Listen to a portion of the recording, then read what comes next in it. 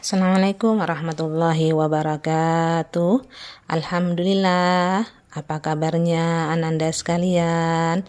Semoga kabar baik selalu, sehat dan selalu dalam lindungan Allah Subhanahu wa taala. Baik, untuk hari ini kita belajar mapel pendidikan agama Islam tentang hukum bacaan qalqalah. Baik Ananda, sebelum memulai pelajaran, mari kita bersama-sama membaca basmalah. Bismillahirrahmanirrahim. Baik, tentang hukum bacaan qalqalah, ya, ini hubungannya adalah dengan tajwid, ya.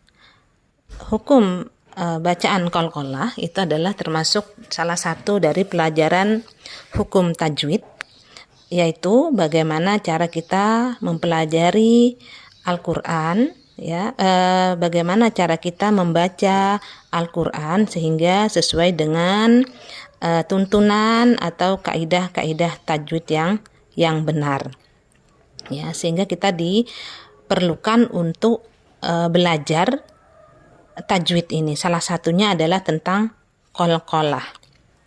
Nah, ini juga merupakan salah satu keistimewaan daripada Al-Quran, karena Al-Quran itu adalah berbeda dari kitab-kitab biasa atau buku-buku biasa, sehingga untuk mempelajari bagaimana cara membaca, ya, ini suatu hal yang sangat luar biasa sekali, sehingga bacaan Al-Quran itu bisa menjadi indah didengar, ya, kemudian bagus dan sesuai dengan kaidah tajwid. Baik Ananda, Al-Quran tadi yang sebagaimana Ibu sampaikan itu berbeda dengan buku-buku biasa, ya. Salah satu keistimewaan Al-Quran itu adalah dia nanti di hari kiamat akan bisa memberikan syafaat kepada pembacanya, sebagaimana hadis dari Abu Umamah Al-Bahili, Rasulullah Shallallahu Alaihi Wasallam bersabda, bacalah Al-Quran, maka sesungguhnya ia akan datang di hari kiamat memberi syafaat kepada pembacanya. Hadis riwayat sahih. Hadis sahih maksudnya ini diriwayatkan Imam Muslim. Nah, ketika di hari kiamat nanti semua orang memerlukan pertolongan dan kita tidak bisa meminta pertolongan kepada orang lain, maka Al-Quran akan memberi syafaat kepada pembacanya, ya. Nah, ketika dia semasa hidupnya suka membaca Al-Quran, kemudian menjadikan Al-Quran itu dekat di hatinya, Al-Quran itu sebagai pedoman hidupnya, ya, maka insya Allah Al-Quran itu akan memberi syafaat, akan memberi pertolongan kepada orang yang membacanya ketika pada hari kiamat semua orang memerlukan pertolongan. Nah, ini adalah keistimewaan Al-Quran, ya. Karena itu, ya, kita sebagai manusia itu tidak lepas dari yang namanya dosa. Mungkin saking banyaknya dosa kita tidak tahu, ya. Dengan bacaan Al-Quran yang biasa kita baca setiap hari, itu bisa memberikan syafaat nanti kepada kita di hari kiamat. Nah, ini suatu hal yang sangat luar biasa dari keistimewaan Al-Quran yang Ibu sebutkan tadi, ya, ketika orang-orang meminta pertolongan, ya. Di sana disebutkan ada dalam sebuah riwayat, ya, ketika berkumpul di padang mahsyar pada hari kiamat, semua orang pada bingung dan mereka semua minta pertolongan. Ada yang datang kepada Nabi Adam, ada yang datang kepada Nabi Ibrahim, ada yang datang kepada Nabi Musa, ya, minta pertolongan untuk diringankan segala sesuatu yang terjadi pada hari itu. Maka mereka semua menjawab bahwa mereka juga pernah berdosa. Nabi Adam pernah berdosa. Karena apa? Karena ketika itu Nabi Adam melanggar perintah Allah ketika tidak mendekati sebuah pohon. Kemudian Nabi Ibrahim juga pernah berdosa karena beliau pernah berdusta sebanyak 3 kali. Ya. Kemudian Nabi Musa juga demikian. Nabi Musa pernah membunuh, ya. Maka beliau tidak bisa memberikan pertolongan syafaat kepada orang-orang yang meminta pertolongan kepada beliau-beliau, karena beliau berkata bahwa kami juga punya dosa, kami juga akan mempertanggungjawabkan segala perbuatan kami. Nah, ketika kita sering membaca Al-Quran itu adalah kita jadikan dekat di hati. Ya, kita pautkan hati kita dengan Al-Quran sehingga tiada hari tanpa membaca Al-Quran. Kemudian kita hayati, kita pelajari dan seterusnya, maka insya Allah nanti di hari kiamat maka Al-Quran ini akan menjadi syafaat kepada pembacanya. Nah, itu sekilas keistimewaan Al-Quran ini, sehingga Ibu berharap Ananda sekalian lebih semangat untuk mempelajari Al-Quran. Baik Ananda, kita masuk ke materi pembelajaran tentang hukum bacaan qalqalah. Ya, hukum qalqalah itu adalah memantulkan bunyi huruf-huruf qalqalah berharokat. Huruf-huruf qalqalah itu ada 5, yaitu huruf ba, jim, dal, to, dan qaf. Ya, kalau mau memudahkan itu bisa disingkat dengan baju di toko. Ya, ba, jim, dal, to, dan qaf. Jadi huruf qalqalah itu ada 5. Nah, qalqalah itu dibagi menjadi 2. Yang pertama adalah qalqalah kubra atau qalqalah besar. Yang kedua itu adalah qalqalah sugra atau qalqalah kecil, ya. Nah, apa ciri-ciri dari qalqalah kubra sehingga kita bisa membedakan mana yang dimaksud dengan qalqalah kubra dan mana yang dimaksud dengan qalqalah sugra, sehingga kita bisa membedakan, oh ini qalqalah kubra dan ini adalah qalqalah sugra, ya. Karena cara membacanya qalqalah kubra dengan sugra itu ada perbedaan sedikit, ya. Nah, baik, kita ke ciri-ciri qalqalah kubra. Yang pertama, huruf qalqalah mati tidak asli karena diwakafkan. Nah, ini adalah ciri-ciri qalqalah kubra. Huruf qalqalah mati tidak asli, tapi karena diwakafkan. Artinya huruf itu tidak berharokat sukun, tapi dia berharokat hidup, ya. Bisa fathah, bisa kasroh, bisa dhamma, fathah tain, kasroh tain, atau dhamma tain, ya. Jadi huruf qalqalahnya itu tidak mati, ya, tetapi dia mati karena dimatikan, ya, karena diwakafkan. Yang kedua, dibaca terang dan memantul, ya. Nah, yang ketiga, bunyi pantulannya besar, kemudian terletak di akhir ayat. Nah, ini adalah ciri-ciri qalqalah kubra.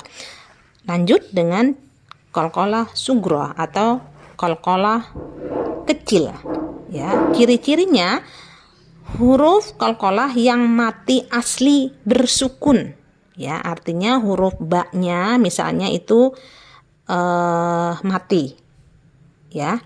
Ada huruf harakatnya adalah sukun. Misalnya ada huruf jim, ya, jimnya juga mati, ya. Nah, ini adalah salah satu ciri qalqalah sugra, ya. Jadi huruf qalqalahnya, ya, yang mati asli bersukun tandanya, ya. Yang kedua, dibaca terang dan memantul. Yang ketiga, bunyi pantulannya lebih kecil, ya. Kemudian berada di tengah ayat. Nah, itu adalah ciri-ciri dari qalqalah. qalqalah kubra dan qalqalah sugra, ya.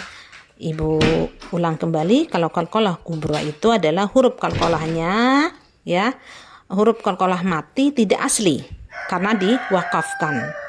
Kalau qalqalah sugra, huruf qalqalah yang mati asli, hurufnya ada tanda sukunnya. Nah, kemudian qalqalah kubra itu dibaca terang dan memantul, pantulannya lebih kuat. Kalau qalqalah sugra dibaca terang dan memantul, pantulannya lebih kecil. Kemudian qalqalah kubra itu berada di akhir ayat, kalau qalqalah sugra itu berada di tengah ayat. Nah, itu adalah masing-masing ciri dari qalqalah kubra dan qalqalah sugra. Ananda sekalian yang dirahmati oleh Allah, baik kita ke contoh bacaan qalqalah kubra. Silakan kalian simak, ya. Ini ada contoh bacaan qalqalah sugra, qalqalah kubra maksudnya, ya. Di sini coba perhatikan, ya. Sayasla naran dzata lahab. Nah, perhatikan ada huruf yang diberi warna merah, itu adalah huruf ba. Huruf ba itu adalah huruf qalqalah, ya. Kenapa disebut dengan qalqalah kubra? Yang pertama, ya, huruf qalqalahnya itu berharokat tidak sukun. Ya, nih huruf ba-nya, lihat, perhatikan, itu berharokat kasroh tain, tapi bukan berharokat mati, ya. Nah, itu adalah ciri yang pertama, ya. Hurufnya mati tapi dia tidak asli karena diwakafkan, ya. Yang kedua, kenapa disebut dengan qalqalah kubra, ya? Karena dia berada di akhir ayat. Nah, ini perhatikan, sayasla naran dzata lahab. Nah, ketika hurufnya itu berada di akhir ayat, ya, maka bacanya pantulannya lebih keras, ya. Sayasla naran dzata lahab. Nah, itu dipantulkan lebih keras. Baik, kita lanjut ke contoh yang kedua. Irama dzatil imad. Ya. Al-imad ini disebut dengan qalqalah kubra yang pertama karena, ya, ada huruf dal. Nih huruf dal ini adalah huruf qalqalah. Kemudian dia berharokat hidup. Nah, nih kasroh, ya. Silakan diperhatikan huruf yang berwarna merah, ya. Nah, itu ciri yang pertama, ya. Yang kedua, dia berada di akhir ayat. Irama dzatil imad. Maka bacanya, pantulannya harus kuat, ya. Nah, coba sekarang kita lihat lagi, kita baca ayat yang di atas. Sayasla naran dzata lahab. Irama dzatil imad. Ulangi, sayasla naran dzata lahab. Irama dzatil imad. Nah, ini contoh qalqalah kubra. Masih banyak contoh yang lain, ya. Ini bisa dilihat dalam Quran surah Al-Ikhlas, ya. Qul huwallahu ahad. Nah, di sana ahad itu ada dal, huruf qalqalah itu berharokat, bukan sukun, kemudian berada di akhir. Maka itu disebut dengan qalqalah kubra. Qul huwallahu ahad. Allahus somad. Nah, perhatikan, ya, ahad itu huruf dal itu tidak berharokat sukun atau tidak berharokat mati, ya, tapi berharokatnya hidup, ahadun, ya, seperti itu. Baik, Ananda, lanjut dengan contoh qalqalah sugra. Perhatikan baik-baik. Fa'atharna bihi naq'a. Fa'atharna bihi naq'a. Perhatikan, ya. pada ayat fa'asarna bihi naq'a itu ada huruf qalqalah. Huruf qalqalahnya itu adalah huruf qaf. Ya, perhatikan ya. Yang huruf bertanda warna merah, yang diberi warna merah itu adalah huruf qaf. Qafnya itu berharokat mati atau sukun. Kemudian dia berada di tengah, bukan di akhir, tapi dia di tengah antara huruf nun ya dengan huruf ain. Nah, ini disebut dengan qalqalah sughra. Cara membacanya, pantulannya lebih kecil dari qalqalah kubra. Fa'atharna bihi naq'a. Seperti itu. Lanjut dengan ayat yang berikutnya. Wa ma adraka mal hutamah. Nah, perhatikan ya. Untuk ayat yang kedua ada huruf qalqalahnya yaitu huruf dal. Perhatikan huruf yang diberi warna merah. Huruf dalnya itu berharokat sukun atau berharokat mati. Kemudian terletak di antara alif dengan ra. Ya. Wa ma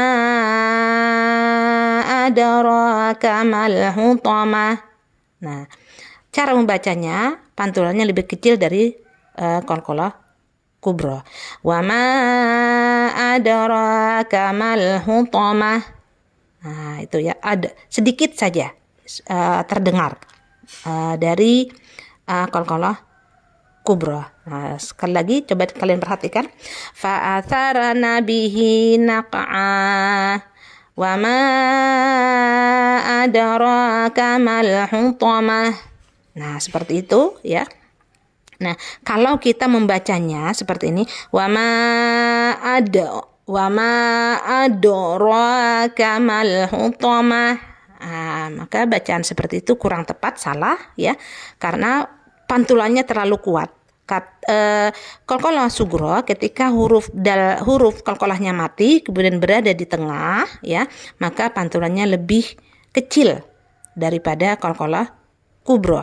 Wa ma adraka mal hutamah. Nah, demikian materi belajar kita tentang hukum bacaan qalqalah ya. Semoga bisa kalian pahami dan dimengerti, kemudian bisa diterapkan ketika membaca Al-Quran ya. Kalau ada hal-hal yang mungkin belum paham ya, bisa kita didiskusikan di grup ya tentang bacaan qalqalah ini ya. Ibu harapkan sekali lagi kepada anak-anak Anda semuanya ya, terus semangat belajar ya untuk menuntut ilmu. Gunakan waktu kalian dengan sebaik-baiknya, gunakan gadgetnya, gunakan HP-nya dengan bijak ya, untuk membawa kita kepada kebaikan-kebaikan ya. Seperti itu harapan daripada ibu ya. Kalian adalah generasi yang luar biasa ya. Dari tangan-tangan kalianlah Islam bisa tegak ya. Nah, mungkin itu yang bisa ibu sampaikan. Mudah-mudahan ada manfaatnya. Terima kasih atas segala perhatian dan mohon maaf atas segala kekurangan. Assalamualaikum warahmatullahi wabarakatuh.